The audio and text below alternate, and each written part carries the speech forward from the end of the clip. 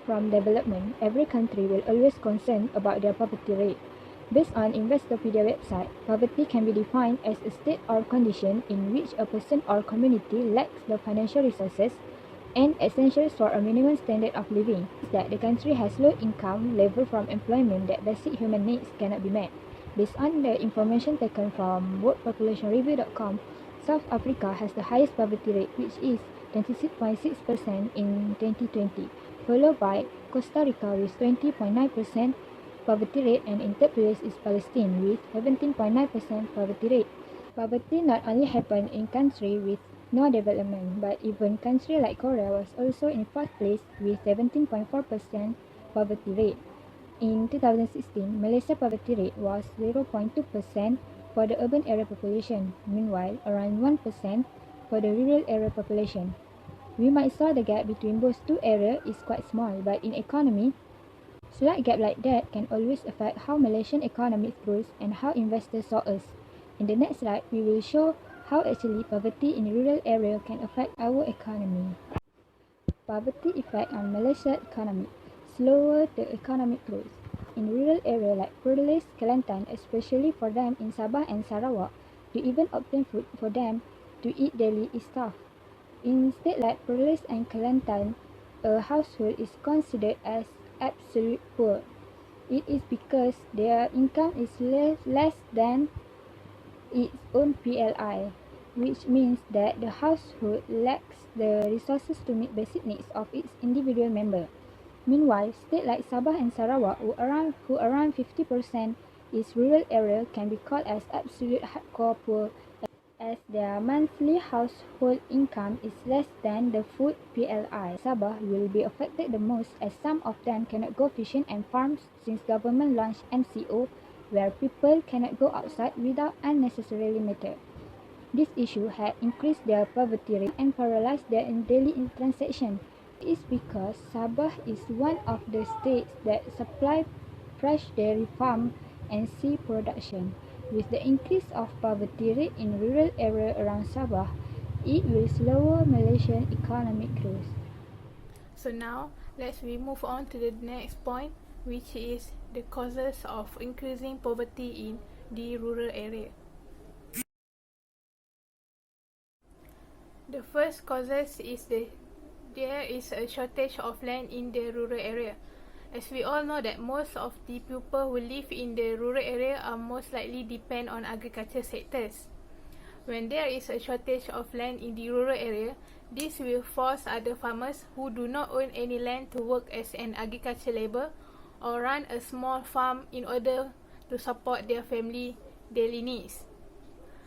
Those who live in a rural area are like farmers, fishermen and rubber tappers, and they live in a estate area.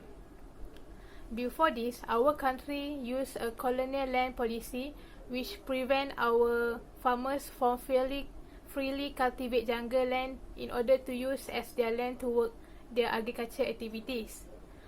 Our law before this also only grant a concession of huge area of land for regional and Malay aristocracy, and the remaining land had been transformed into a state land.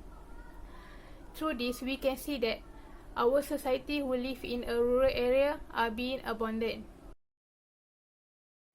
The next causes is the migration of youth from the rural area into the urban area.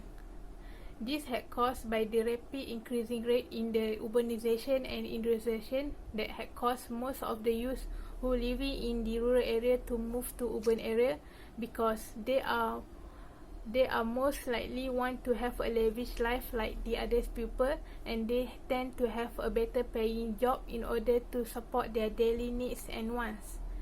When these youth has migrated themselves to the urban area, they will tend to leave their parents or their elderly at their hometown, who work in the rural area. The youth from the rural area are most likely those who have a low level of education, but they want to have a high income in whatever job they do, so that they decide to move from the rural area into the urban area. My name is Izzy Damia binti Ahmad Yusof. Lack of government support is one of the causes that increase the poverty line in rural area. Most of people in rural area have no ability to make government support their activity due to lack of power and knowledge. This is because they don't have the knowledge of the modern technology like internet. Nowadays, everything have go through the internet to make even the complaint and also any application. For example, during MCO, Movement Control Order, due to pandemic COVID-19, Sabahan is lack of food because they don't have the ability to go through the internet and also have low education to contact the government. Now, let's move to point of view. In my opinion, Malaysia poverty rate is not in very critical rate, but this does not mean that this issue is just a drop in the bucket. If you think with being a student can become an obstacle for you to help Malaysia reduce their poverty line, you are totally wrong. With being a student, you can pay for zakat and do some charity. In Islam, we have zakat where it acts just like tax. Zakat will be given to those who living below the poverty line by responsible agencies. Other than that, by giving charity such as giving unwanted but useful items to them in need can help to reduce the poverty line. Clean and good clothes, foods, and medicines is the most useful items for them. Be wise with instead of showing all the goods items, we as a student can do some of the charities with making those people days more memorable and in other hand can reduce the poverty line in Malaysia. Before this, Rafini had mentioned that some of the reasons why poverty in rural areas are high is because of the shortage of land. In my opinion, through those causes, we can see the society nowadays that living in rural area are being abandoned and their sources of income is very limited. If the government do not do anything about this shortage issue, their income will totally degenerate and altogether increase the Malaysia poverty line. In the other hand, the youth who migrate from rural area to urban area will give such a big impact to them. The migration will cause a smaller number of young labour in rural areas and thus will force the old generation who have health problem to do all the hard job. Lastly, I'm going to explain on challenges on poverty reduction. Firstly, existence of migrant worker. Declining prospects for jobs have had an immense effect on urban and rural poor. The rising insecurity and migrant workers. The government has also recognized higher unemployment rates and high layoffs. Since Malaysia restructured its economy, there has been high demand for knowledgeable and qualified personnel in high capital and value-added activities.